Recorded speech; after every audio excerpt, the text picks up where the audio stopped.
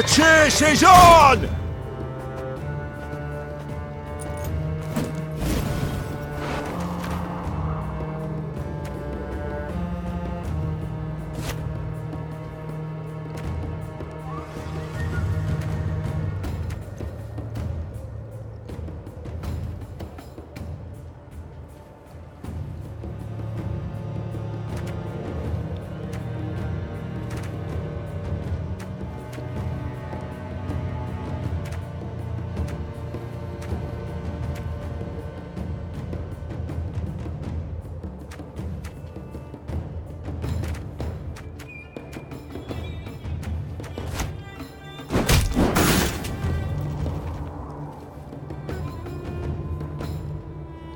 Watch your heads! What? Oh, yes, I'm on it.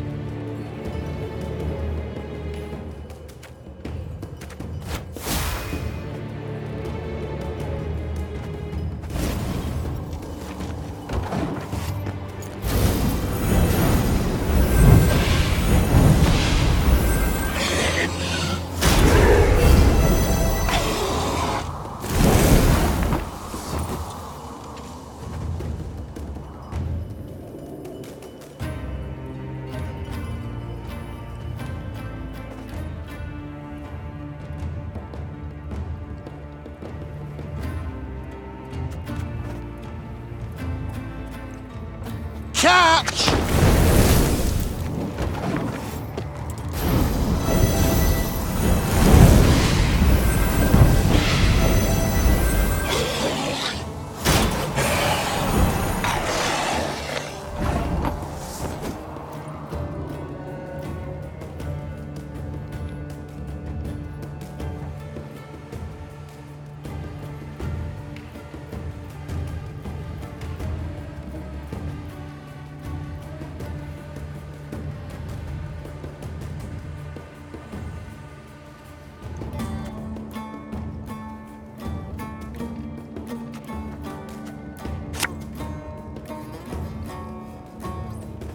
Bigger they are, easier they are to target.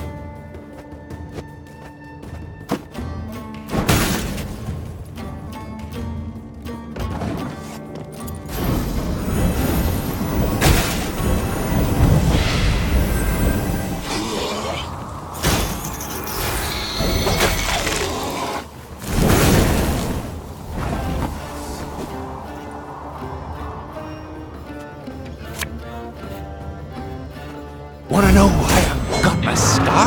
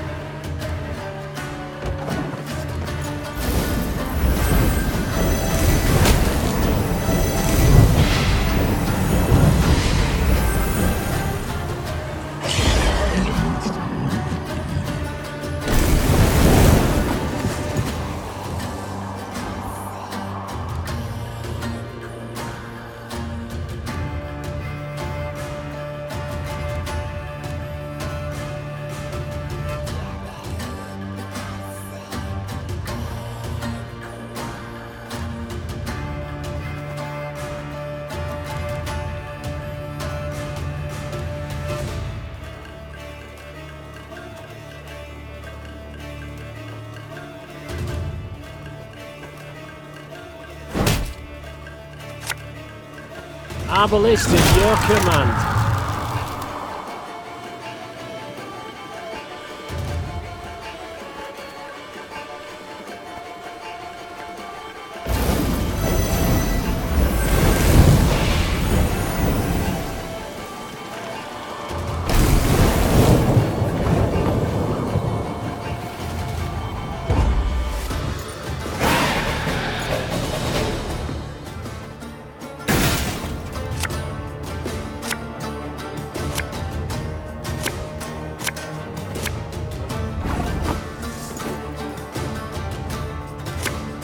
Left, right, left, right.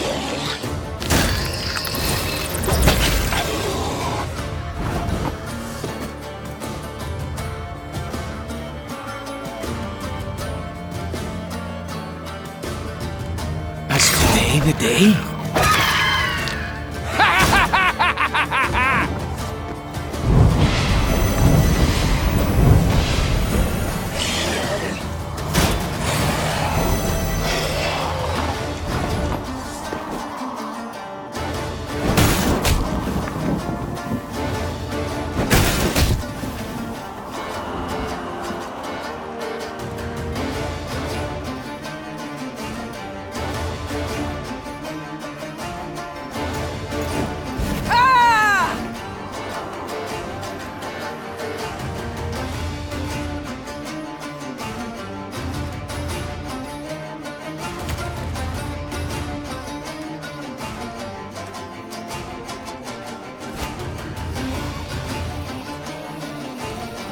Make love, not war. I smell a leak.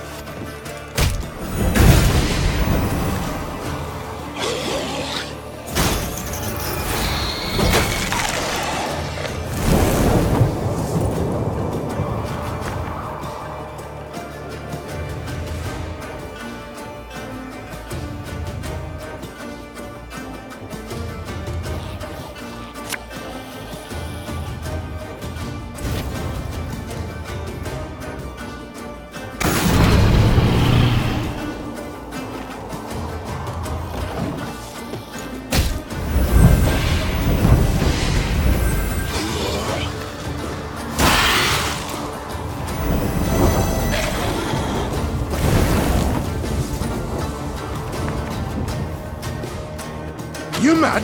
Don't shake that!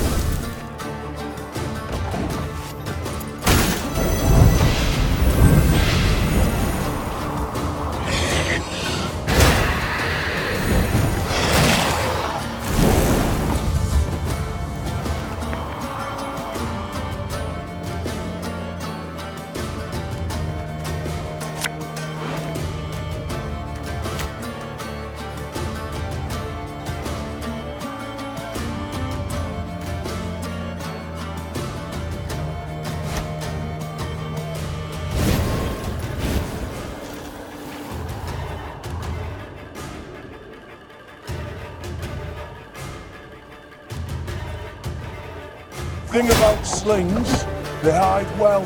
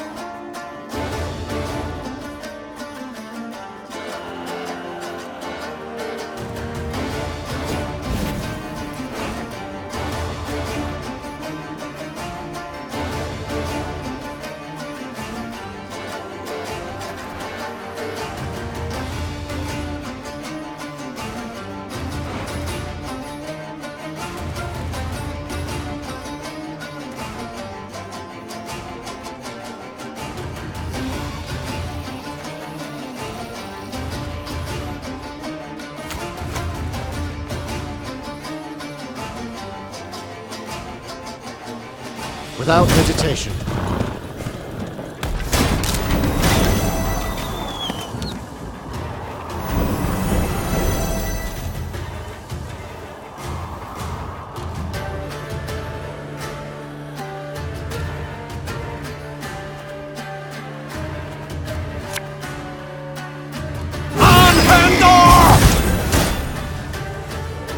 Death is only the beginning!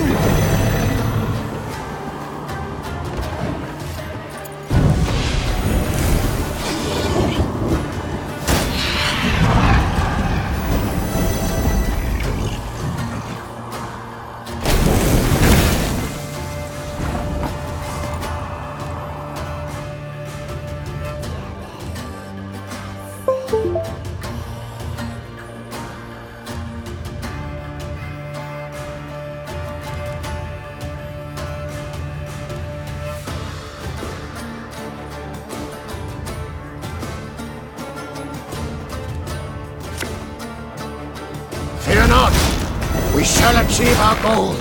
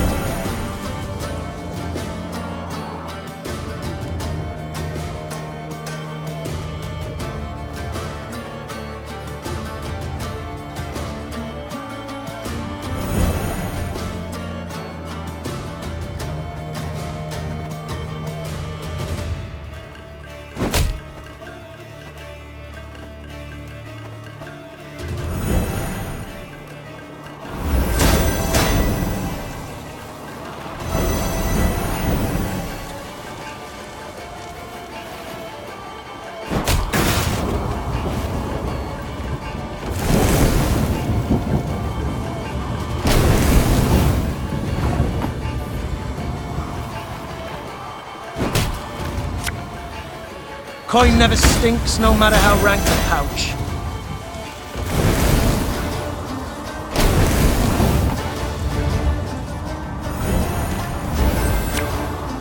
Got any petals? Hungry like a wolf, I am.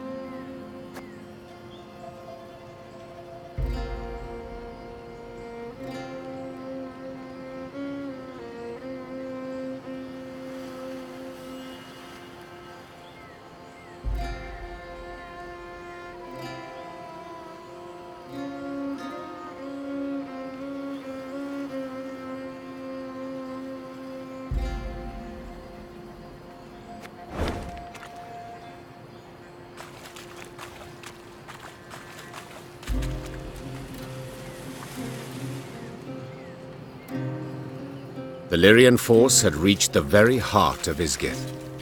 From every branch, vine, and shrub hung leeches and ticks by the dozen. Swollen with blood, their abdomens glistened, glowing red in the misty air so putrid it set Neve's head to spinning. She paused at a moss-covered boulder, pressed her flushed forehead against its cool surface. Her soldiers passed by, pallid, filthy, drained. She wished to say something. Suddenly, splashes all around Neve in the water, as if a rain of fist-sized drops had begun to fall. The Queen lifted her heavy gaze. Seemingly on command, ticks and leeches dropped into the warm, soupy waters, then clumsily wriggled off toward a dead alder grove. Neve knew at once what skulked behind the trees. Gurnikora, Isgith's mistress, Isgith's queen. Weapons at the ready! The Queen roared. Close ranks! The Lyrians quickly converged, formed a wall of shields, and crouched behind them.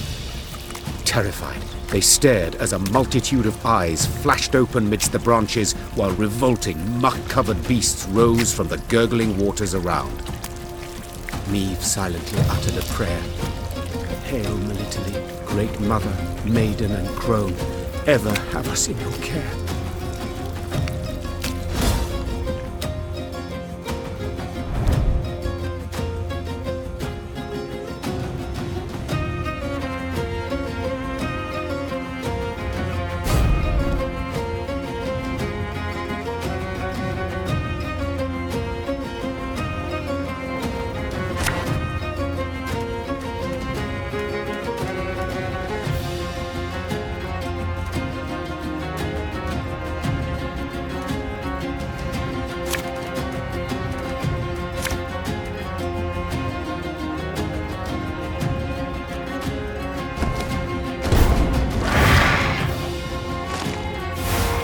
Everyone, rally to me!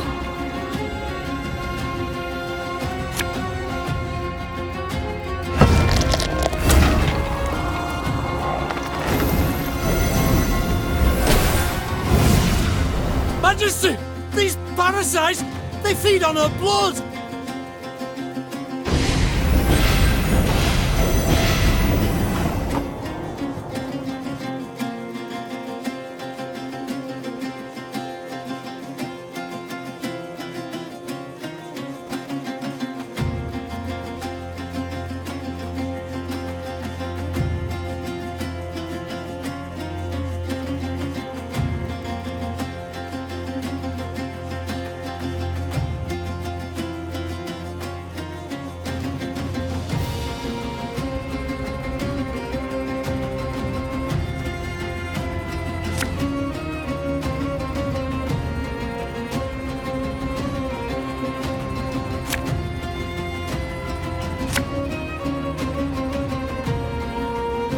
As you command. Ha!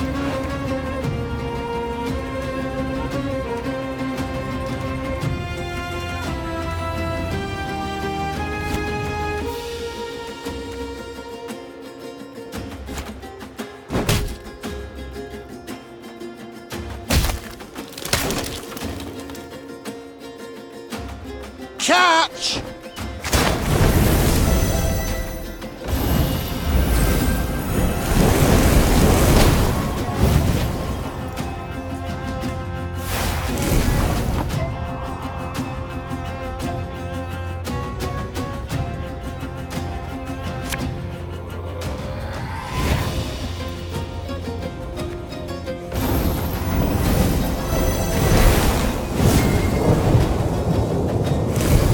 Quickly the scales tip.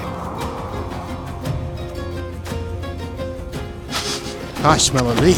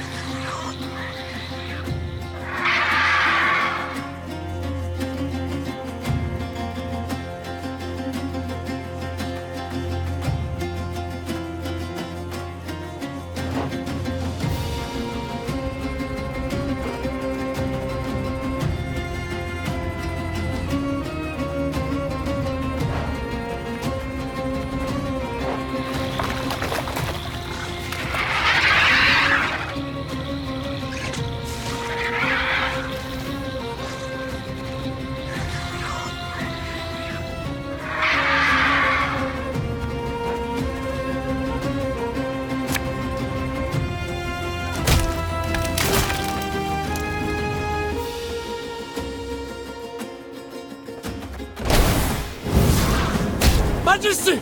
These parasites, they feed on her blood!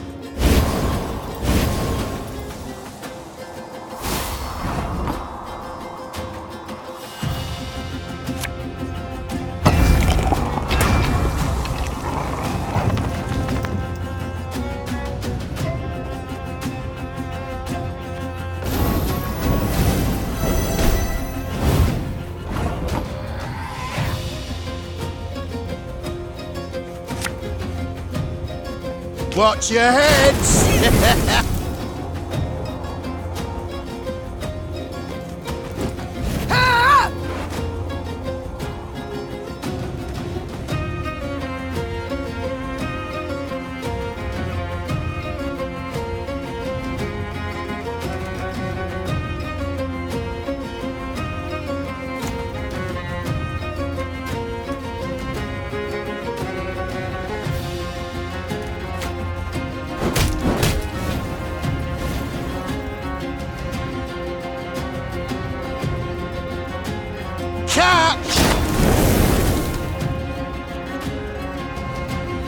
And just when you thought things were about to get dull.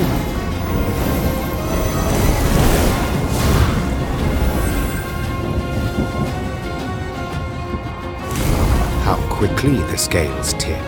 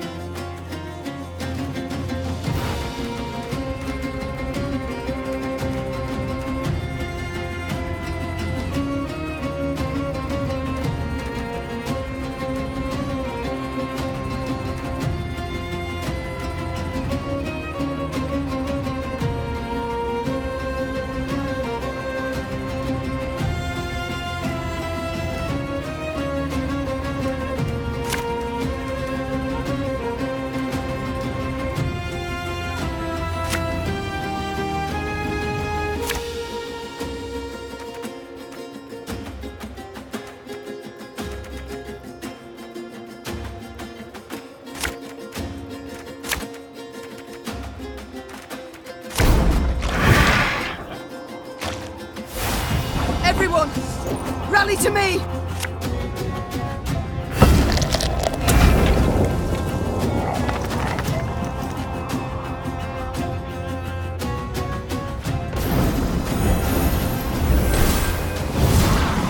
Majesty! These parasites, they feed on her blood!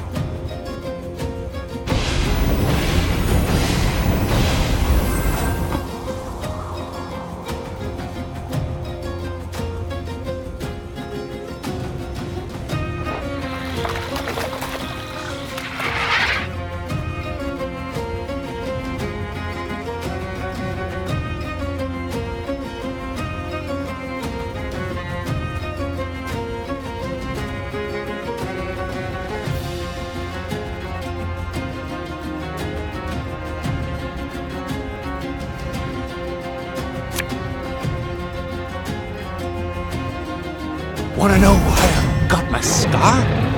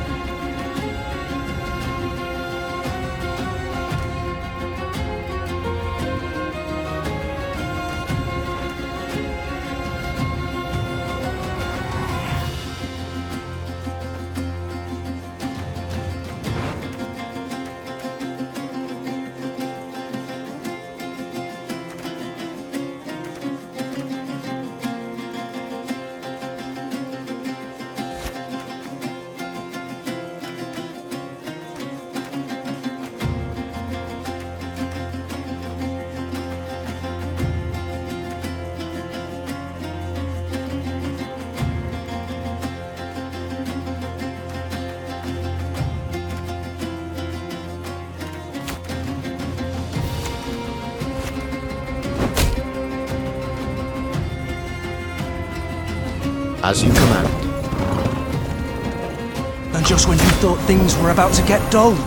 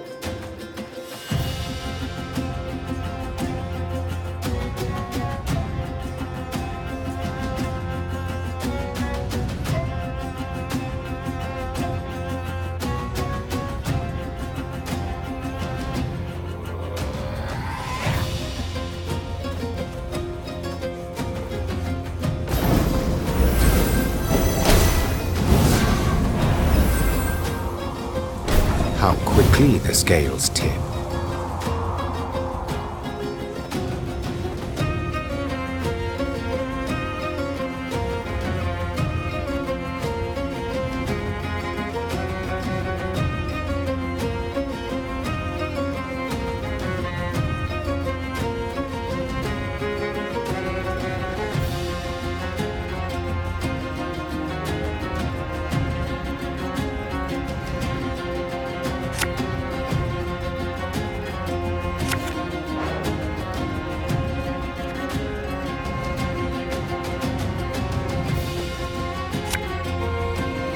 The chase is on!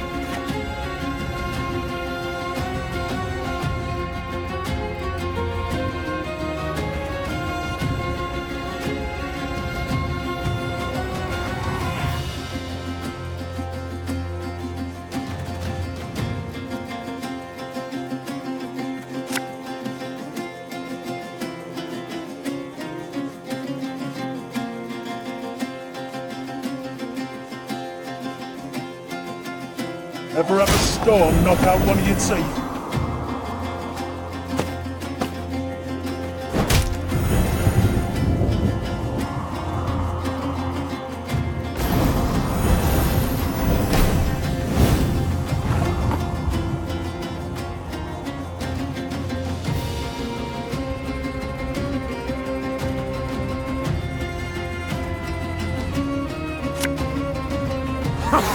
They got him up there!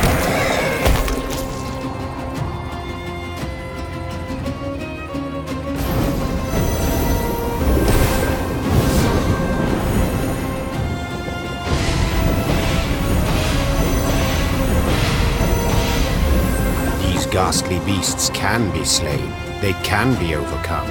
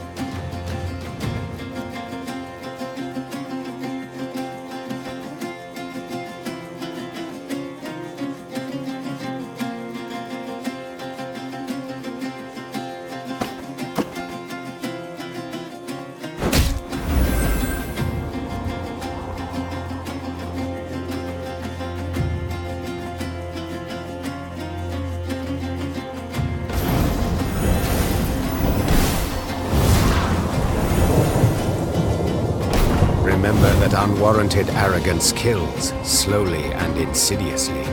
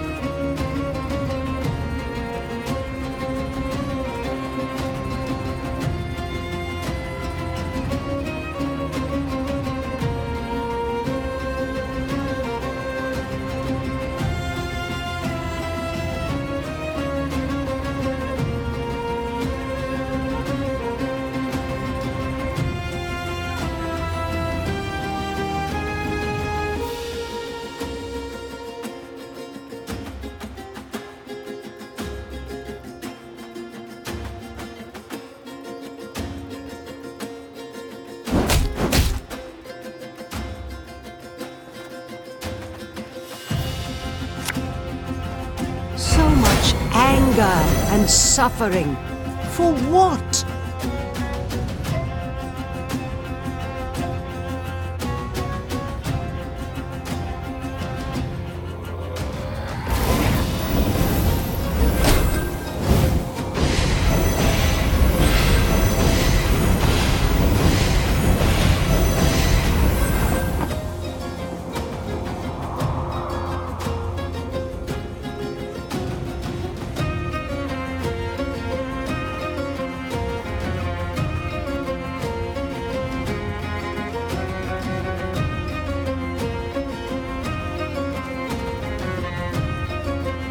We must trust each other.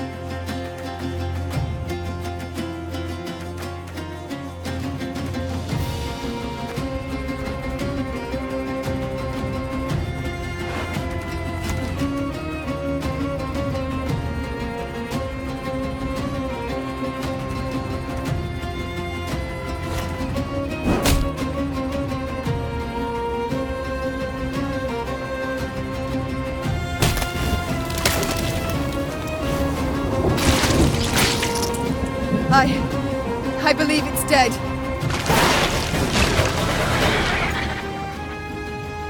Of the battle in Isgith, Meve remembered very little. It seemed a nightmare, its details a haze, the sensations very real. Amidst a thick fog, she fought in a frenzy, desperately hacking at the scourge that advanced from all sides. In the end, silence fell over the swamp. Its boiling waters lay calmed. The ticks and leeches were gone, while Guernicora lay among rotting leaves, covered in blood, unmoving, but still a fearsome sight.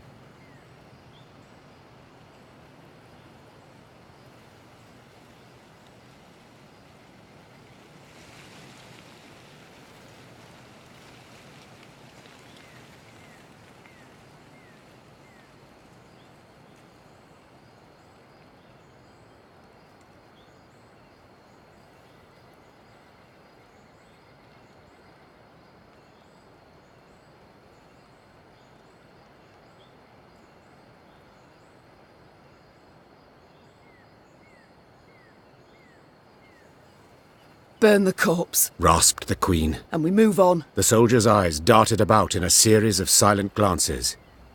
It took Meve a moment to realize the difficulty. They still feared it. Though the monster's lifeless body lay on the ground, they dared not go near. Were she to repeat the order, they would carry it out. Yet she did not wish to force that on them. Swallowing her own revulsion, she walked up to Guernicora's corpse and set it alight. The air soon filled with the suffocating stench of burning hair and flesh. Sparks belched out as melting fat fell on flame. Until finally, nothing was left of the bloody mistress but scorched bone. The Lyrians resumed their march towards the banks of the Yaruga. They forced their weary legs to maintain a swift pace, and stole no second glance at what they'd left behind.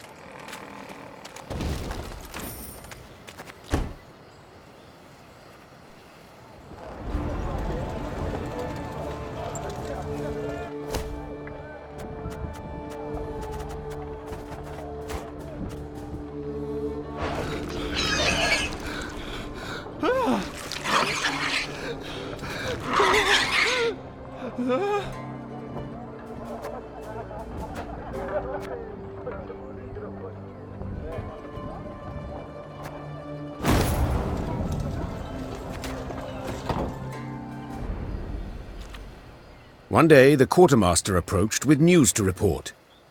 Alas, bad news. Your Grace, our food stocks have near run out. And about villages, folk have naught to spare, Not even to trade. The Queen dispatched small groups of scouts. They were to scour the countryside for hunting camps, beekeepers, charcoal burners, any souls willing to trade food for coin or goods. The first scouts came back around dusk. The last 3 detachments returned not at all. At first, Meave suspected they'd fallen prey to monsters, the beastly or Nilfgaardian kind. Later, she learned the men had left naught of their belongings behind. She'd been soft-hearted toward deserters. This lot decided they, too, would give it a try. That night, Meave lay still but sleepless. Beneath thin covers, she was cold, hungry, irate.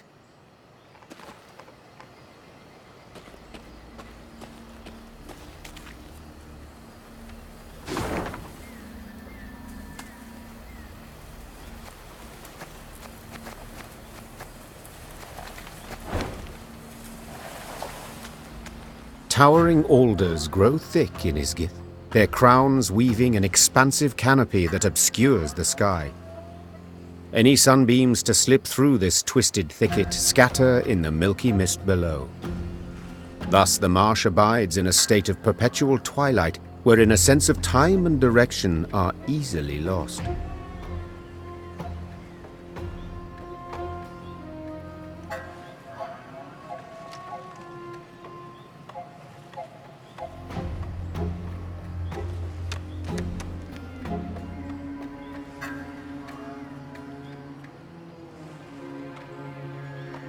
As the force moved along, a glow appeared in the trees.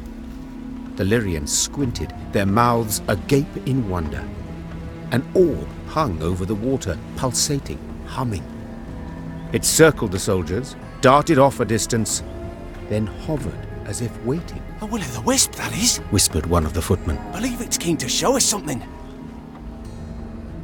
Meave knew the wisp could prove treacherous, lead them into a trap. Nonetheless, she followed, though not entirely certain why. Her soldiers seemed eager. She sensed they approved. Yet she was also simply curious. We follow it. Carefully. Weapons at the ready.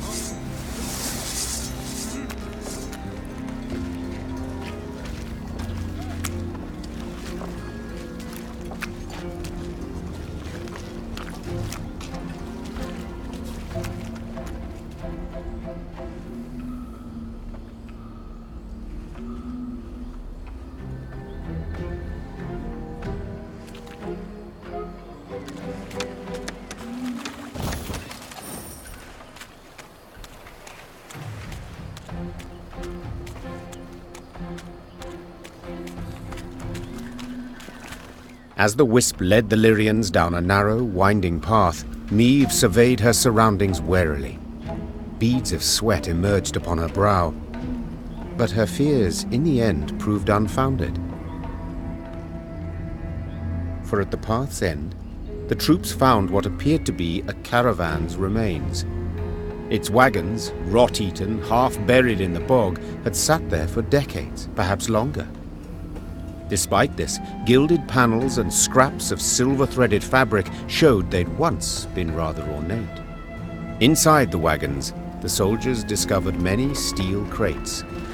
Rust-covered but intact, they contained truly dazzling treasures. Sacks bulging with gold coin, pearl-encrusted goblets, exotic velvets and silks in beads. Blimey, the sheer amount. And here of all places, a footman muttered under his breath. Meave quickly pieced it all together. She too had once ridden in such a caravan, splendid and laden with gold, when she'd left her home to marry. The rest of the story was not difficult to divine. This was a maiden's dowry. She and her retinue lost their way.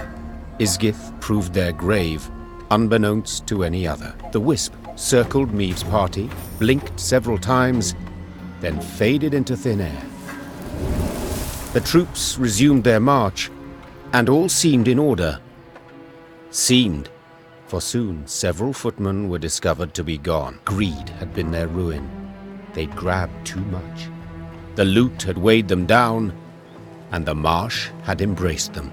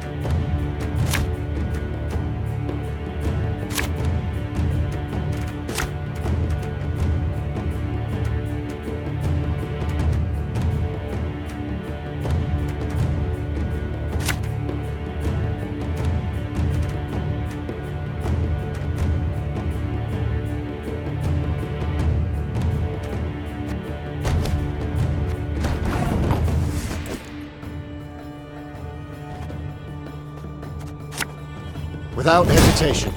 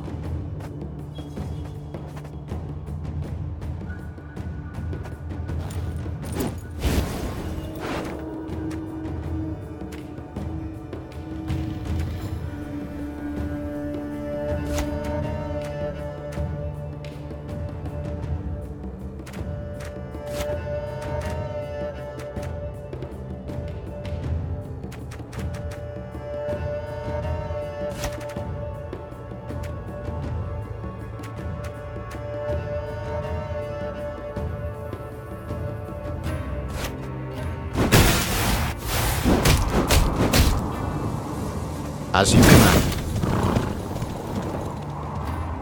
This could hurt.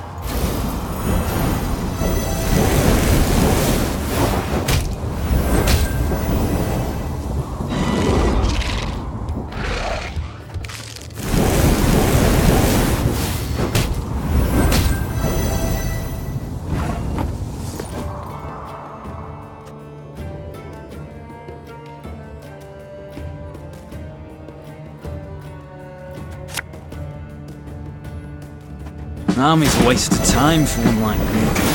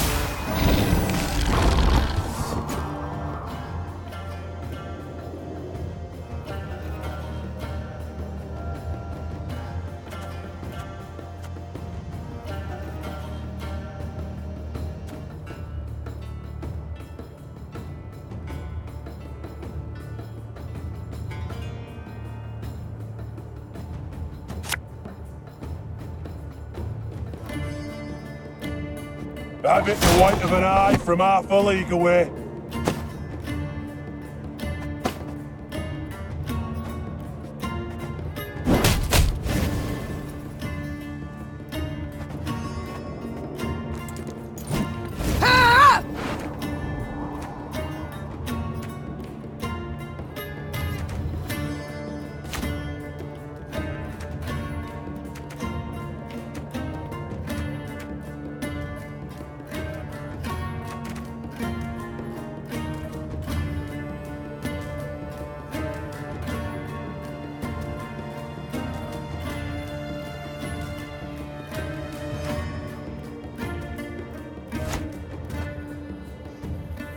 Watch your heads!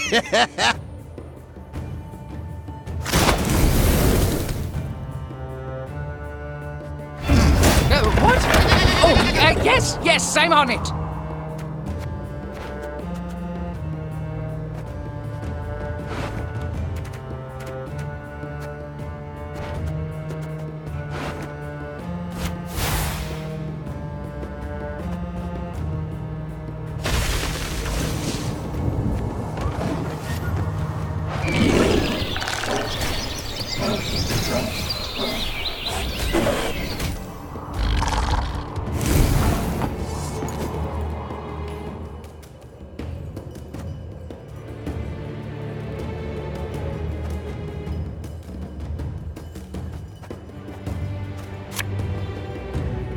Wanna know why I got my scar?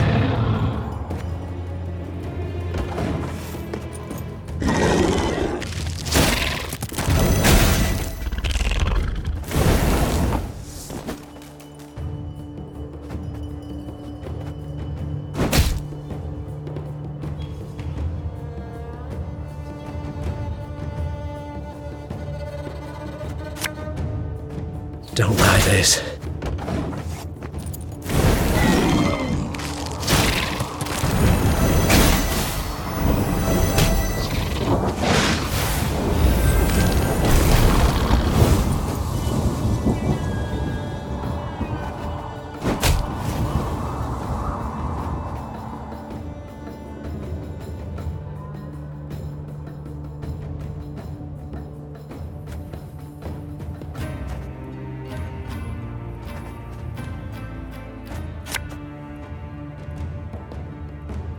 Getting to work.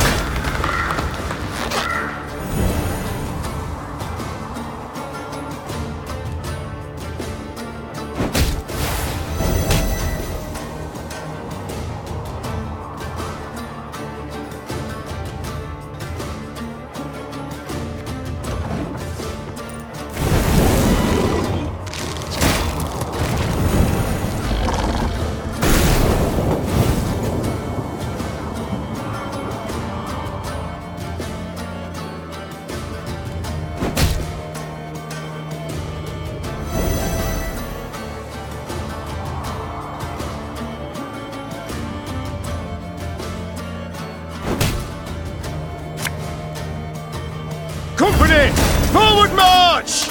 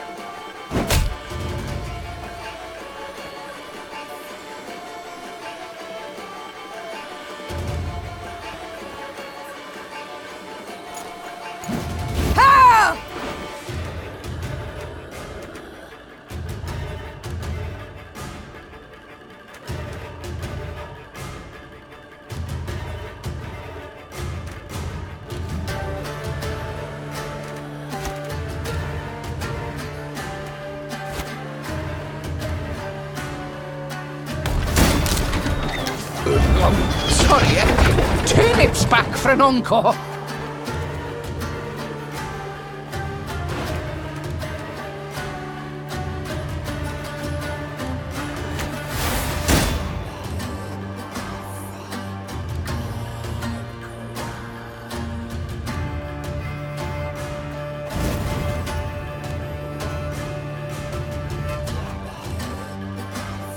I think you'll really like this one.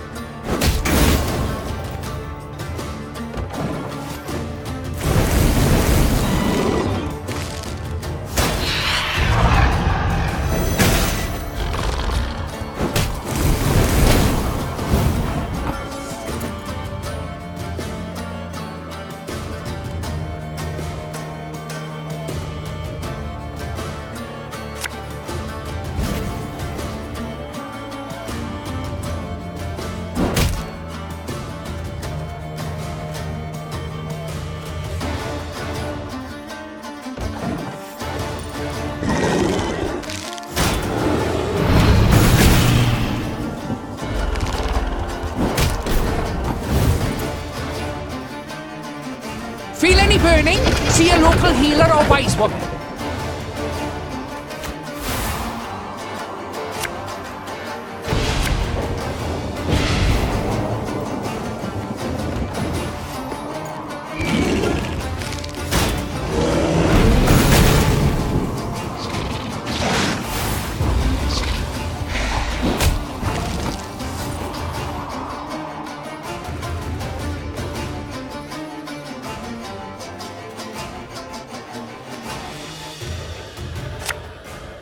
Make love, not war.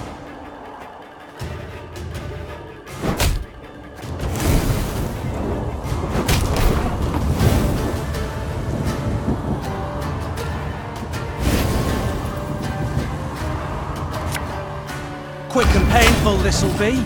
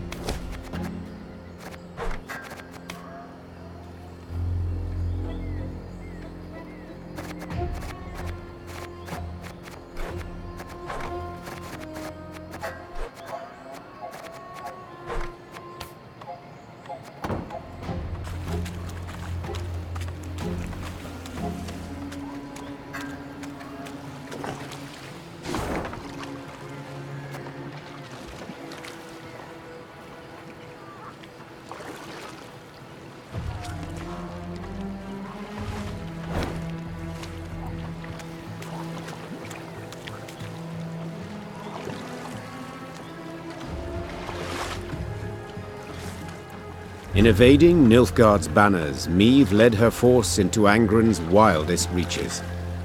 The foe could not attack the Lyrians there, yet hazards of another sort befell them. One day they reached a quagmire too vast and deep to ford. So the Queen summoned her engineer, Xavier, and called on him to build a makeshift bridge. By nightfall, he had drawn up plans. We shall start by laying abutments, then drive piles into the mire. The depth? We dropped plumb lines. 4 ells. It seemed by the plans, Meve did not see as Xavier slipped a line off his shoulder. By the time she felt it on her throat, she feared it might be too late. I long awaited this moment, when we would be alone. You die now, Majesty, and with you dies Lyria's, the whole North will to resist. Hail, Ketzer, hail! What died was the Nilfgaardian rallying cry in Xavier's throat. At the last instant, Gascon and Reynard rushed in to save the warrior queen, and thus proved their loyalty beyond any doubt. Your Grace! Your Grace! There was no answer, but Reynard could hear her breathe. Meve would live. It was several hours later when Meve finally came to. She opened her eyes, then Gascon and Reynard helped her to her feet.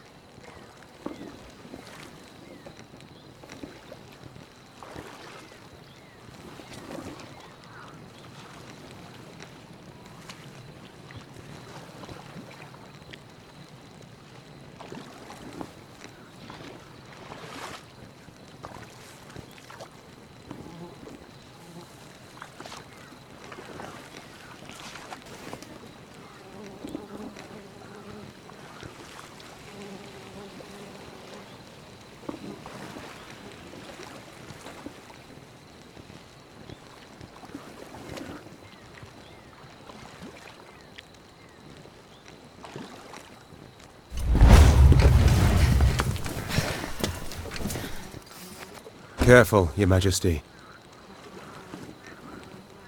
I should have been more careful earlier. Damn it. If you two hadn't... No need for words. You needn't mention it. I couldn't disagree more. We're due for a long conversation. First of all, I owe you thanks. Second, my trust in you both has been heavily tarnished. I believe that goes without saying. Yet today you proved beyond all doubt that I can rely on you. So I thank you. To serve under your banner, Majesty, it is an honor.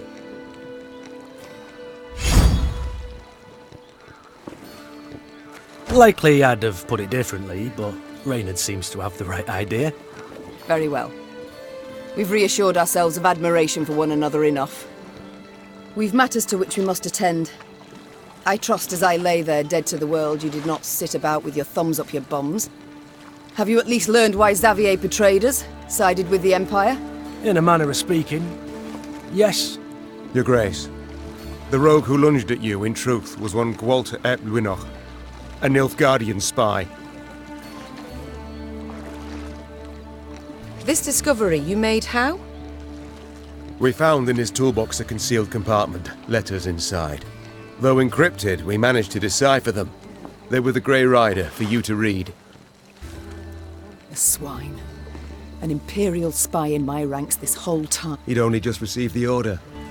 Another letter in the box, signed by General Eb Dahi, stated, "To Gwalter ep Luinoch, eliminate M at first opportunity." Honourless bastards. They'll stop at nout. Now, Maeve, you'll gain nout by getting riled. No sense to it. This is good news, in fact. Is that so? Think. Ep Dahi had a spy in our midst. He knew our movements, had his eye on us, his finger on the pulse. He knew our plans, who we parlayed with, and yet he didn't order your assassination. For you posed no threat. Well, clearly something's changed. Congratulations! Nilfgaard fears you now. And rightly so. Just a moment, that makes no sense. He saved my life in Mahakam, on the bridge. He did, for he had to. In one of the letters we found, Ep Dahi orders Gwalter to watch over Elder-in-Chief Hoog. The Scoia'tael in the mountains was sent there by Nilfgaard to recruit dwarves, but their commander, the Vixen, they feared she'd attack Bruva himself, something Eb Dahi wished to avoid.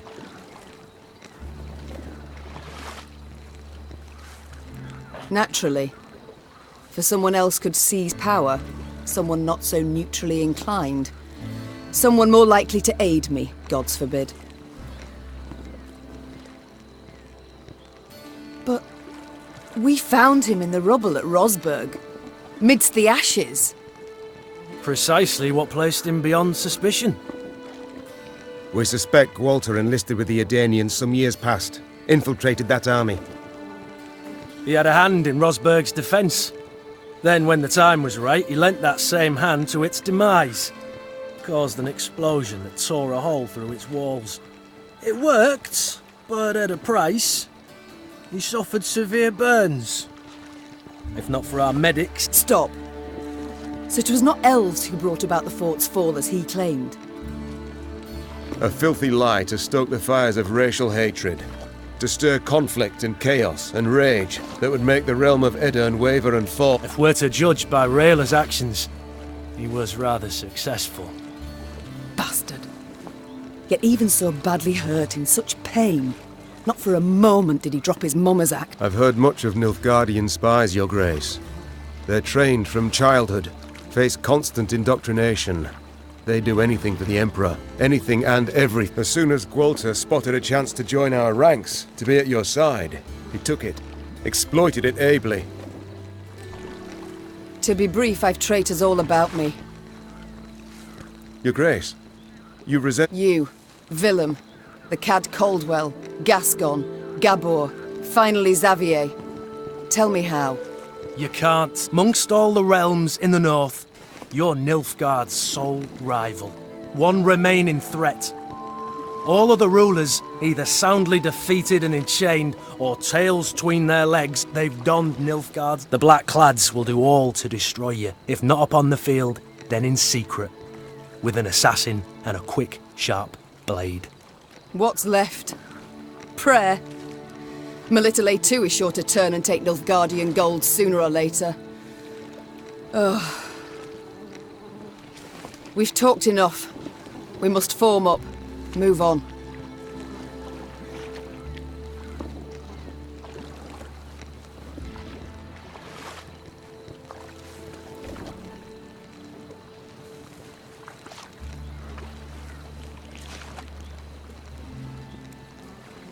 Majesty, you ought to rest. You stand swaying. Your step can't be too... Only my horse needs step true.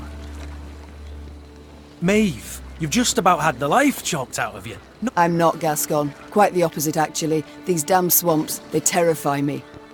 I wish to get the hell out and never, ever... The Aruga lies near. I sent scouts ahead. They've secured a barge. We can sail to Red Lobington. Splendid. Sound the horns. We march.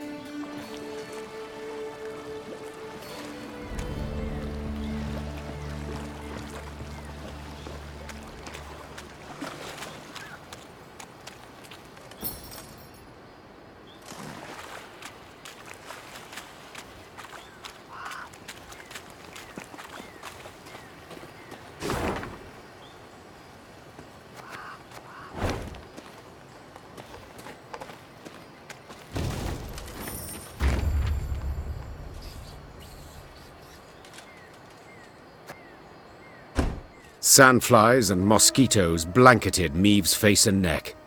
She did not bother to brush them away.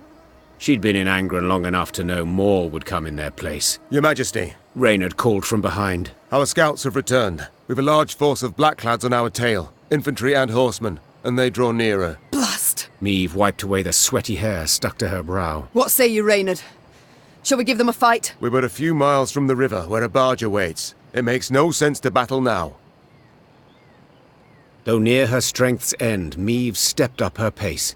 She could not wait to stand upon a barge deck and leave Angren's infernal bogs behind. Alas, in place of the promised vessel, they found only severed moorings. No! No, it can't be! Suddenly, Maeve drove her fist into the trunk of the nearest tree. Fortunately, a soft and rotted one. This isn't so! Your Grace, have mercy. I stepped away but for a spell. Croaked a scout, pale as a ghost. And thieves jumped out the underbrush. Fell upon it. Whole band of them. A white-haired warrior. A minstrel. And a lass. What had a bow. Well, is that all? Interrupted Gascon. No vampire sat upon an ass with no saddle? You're cocked up, man. Damn it. Maeve. What now? The Queen turned back towards the swamp. Between the trees, she glimpsed a golden sun glimmering upon a banner. We shall discuss that later, said the Queen, drawing her sword.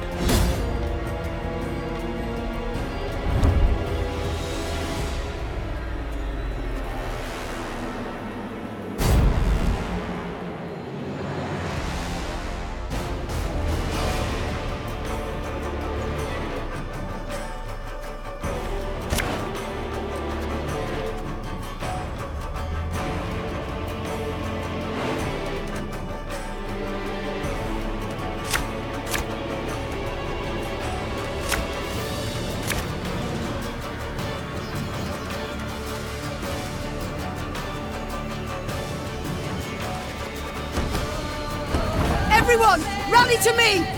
Drive them back!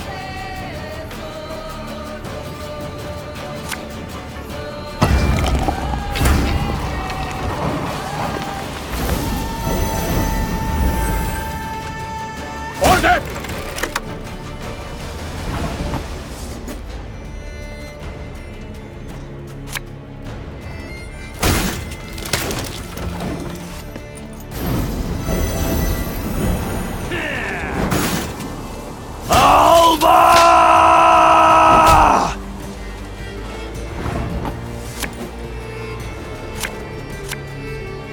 Naturally. At once. life is mine now. Watch your heads!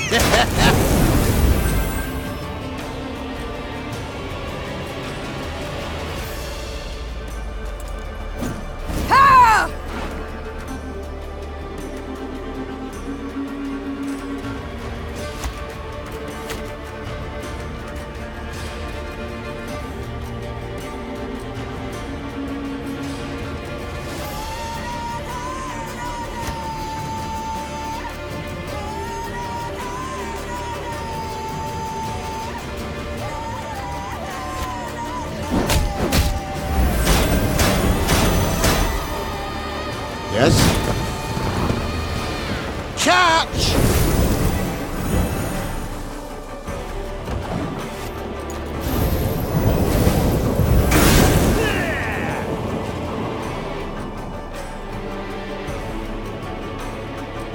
Very gloire!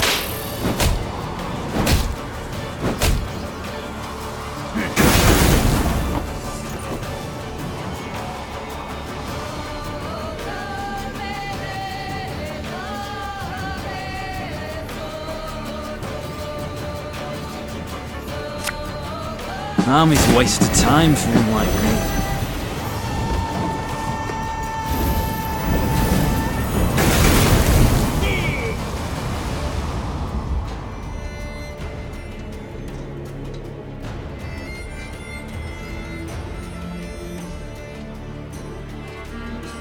Wise choice.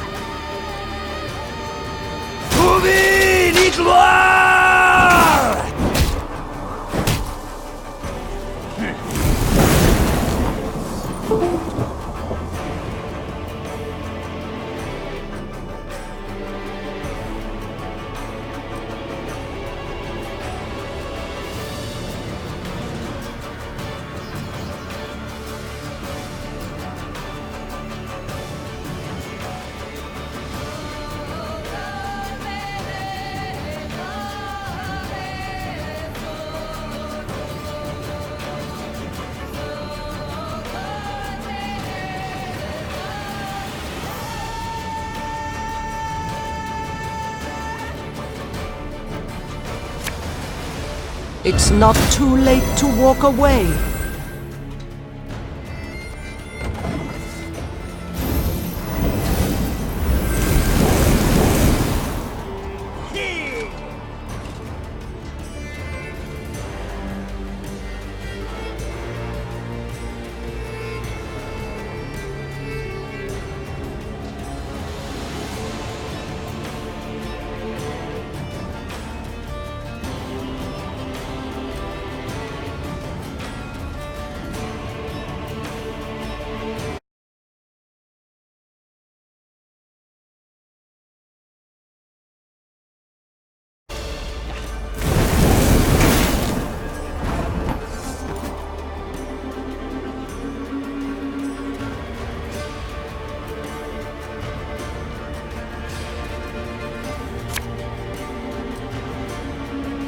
We'll catch 'em all!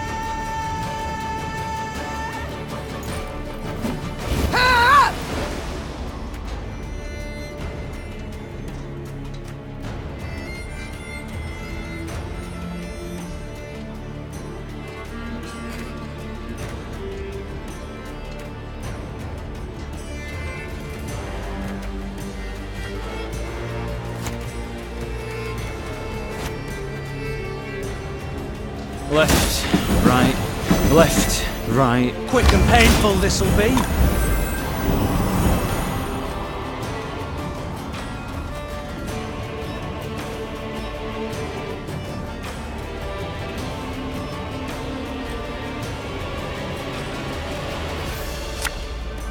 Don't need no weapon!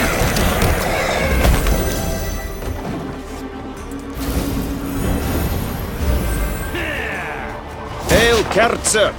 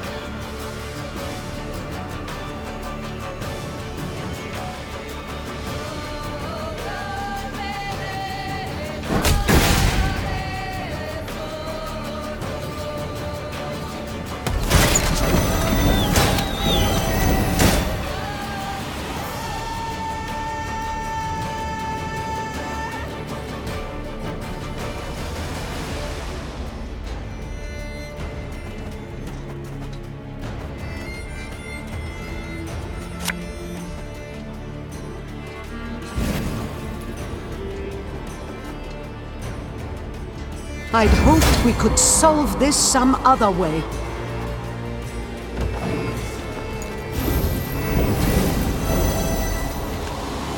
Yes!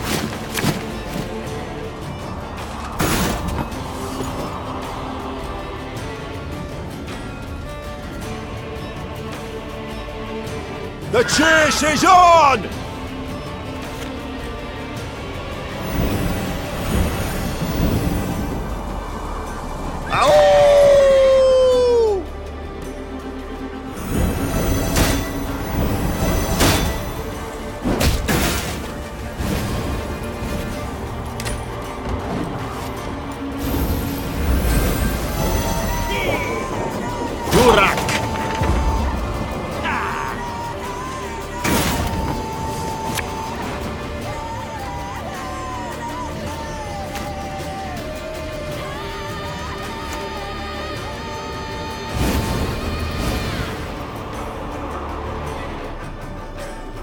Give me a time.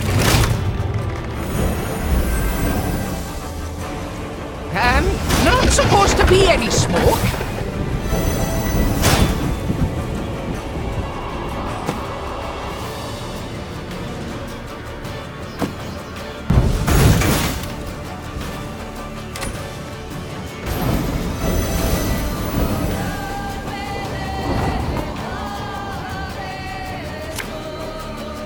Again, again, and again.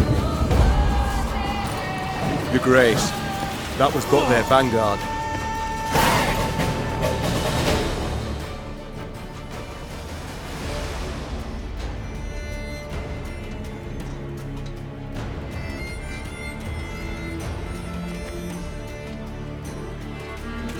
Near the battle's end, Meve faced a black-clad officer. Nimbly dodging his strike, she countered. The Queen's sword sank deep, the hilt rattling his breastplate. A rush of hot blood covered Meve's hands. The winged helmet toppled from the officer's head, exposing a sweaty face, gasping for breath. Nin! When? Before the Queen stood a ruddy-haired boy with long eyelashes.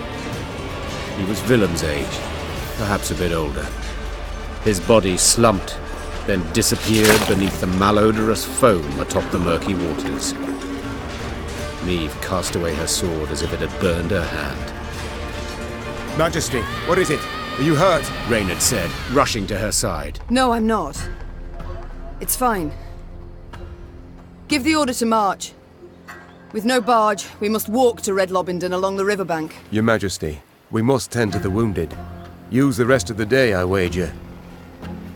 We ain't time enough for that. Interjected Gascon. That was but the vanguard sent in pursuit to slow us down. And even so, they outnumbered us 2 to 1. What happens when the main force arrives? We must flee. Now. And abandon the injured, to bleed to death in the mud. Alas, Reynard, yes. Unless you'd rather we stayed and died with them.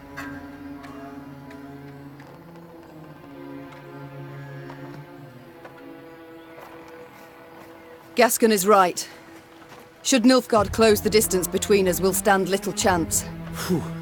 At least you've the sense to... But I would sooner perish than let my men rot in this accursed swamp. The medics will tend to all the wounded. Then, what will be will be. I tell you what'll be. Snarled Gascon. Ep Dai'll take a butcher's hook and gut you. Then hang you from Lyria capital's walls. Yet, if this be your wish... Neve waited for the medics to sew the last stitch, tie off the last bandage. Only then did she order her force to move out. At the column's end, upon stretchers, lay those without the strength to walk, consumed by fever, dazed or unconscious, dying. Fatigued and laden with the wounded, the Lyrians moved slow as molasses. Soon Nilfgaard's forward elements had caught up. The Blackclads nipped at the Lyrian's tail with arrow volleys from the cover of trees and occasional forays by cavalry. They were in no hurry. They could torment their foes, weaken their spirit before the final clash.